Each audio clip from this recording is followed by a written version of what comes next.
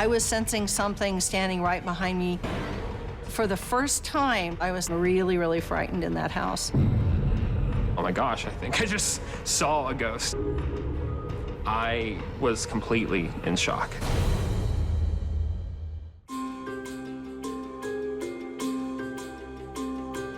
My ghost story began when I started working at Nemacolin Castle in Brownsville, Pennsylvania.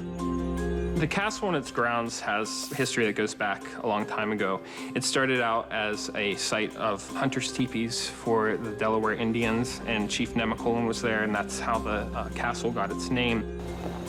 I started working at Nemacolin Castle in 2006 as a volunteer tour guide, and it wasn't until a few months into it that I would start noticing these unexplainable things.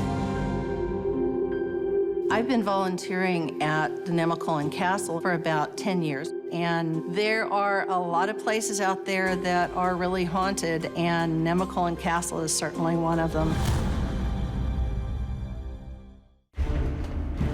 The first thing that happened to me, I was closing up the house one day, and I heard someone descending down the steps.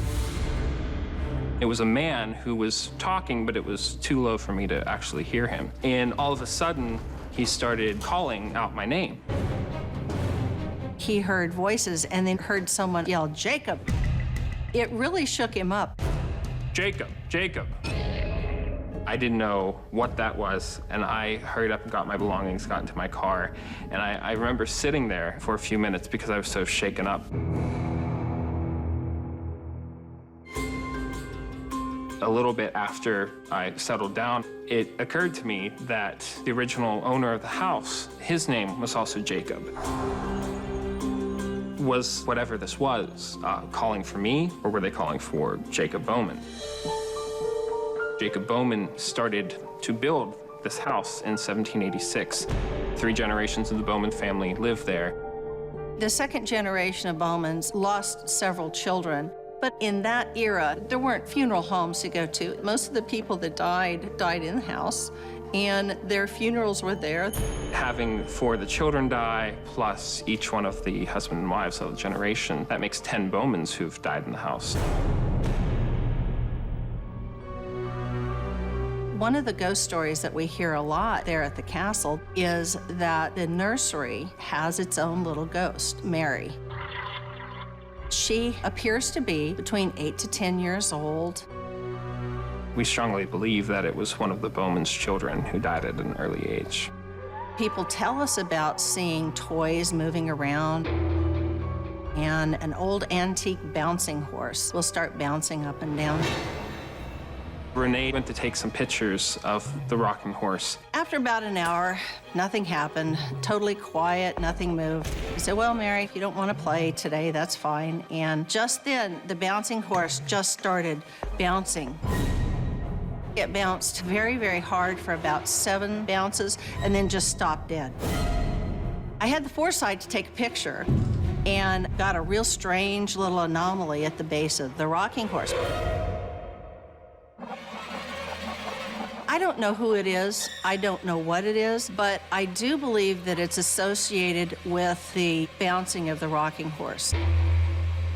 It very well could have been a photo of Mary's orb. One night, I went to the castle and I wanted to take some night pictures. I started getting that creepy feeling like something was there. And something came up to my ear and just went right into my ear. And it startled me so badly, I pushed the shutter release and I got a very, very interesting picture of a mist that was not there that night. It was a very clear night. The most memorable thing that really made me question what was going on was when I was in the house by myself, and all of a sudden, I heard this loud slam. My first thought is that someone's in the house. And as soon as I stepped out of the office, you could hear all the doors slamming. And it was a heavy footstep running down the hall. Boom, boom, heavy boots. I was pretty frightened when I heard it. My heart was pounding, and then when it suddenly went silent, It was just the most eerie feeling that I ever felt. Another time, I was upstairs with a history tour, and we have a balcony up in the middle of the house there. And these balcony doors have 6 locks on each, and they were all wide open. So I locked all the doors up. A little bit later, another tour came through, and we went upstairs, and all the doors were open again. These have literally hook and eye latches. It's not like there's a lock that doesn't work. And this isn't a place where people can just walk through. There's only one doorway that the public can come in. And when somebody's doing a tour by themselves, they lock those doors so nobody else can come in. There's just no other explanation other than somebody inside that castle wants those doors open, and it's not somebody living. After so many months of all this going on, I actually started talking to Renee about it, and she said that one of the best things to do is have a conversation with the spirits. And I said, Jake, let's sit in the master bedroom and let's, try and work through some of these issues. While we were up there, all kinds of things just started to happen. The room started feeling very crowded, and all of a sudden, the temperature made this immense drop. I got touched, Jake got touched. I felt as though someone was standing behind Renee, staring at me. I was sensing something standing right behind me, and we were seeing movement around the room. The whole room got really dark.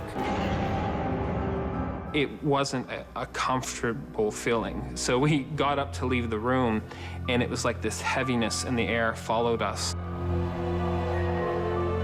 We heard from behind us this long, moaning woman's sigh. And we kind of stopped, and it's like, wow, never heard that before. I was completely in shock. While I was watching, I see around the doorway a shadowy shape. Almost like they're looking to see, are they still there? Then we noticed that from a light that was shining up on the ceiling, that there was something moving across the light, like a shadow blocking the light. I was like, oh my gosh, I think I just saw a ghost. Instead of hearing these things, I actually saw something. For the first time in a decade of working at the castle that I've ever been really, really frightened in that house. And I didn't know what it was, but I didn't want to go see.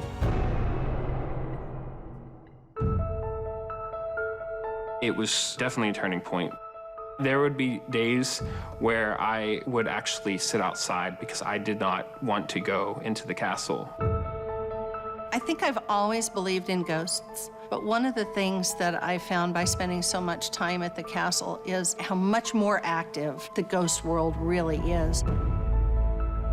There are people who come through who are skeptical and say that it isn't real, and I would say spend some time there. You will definitely have an experience.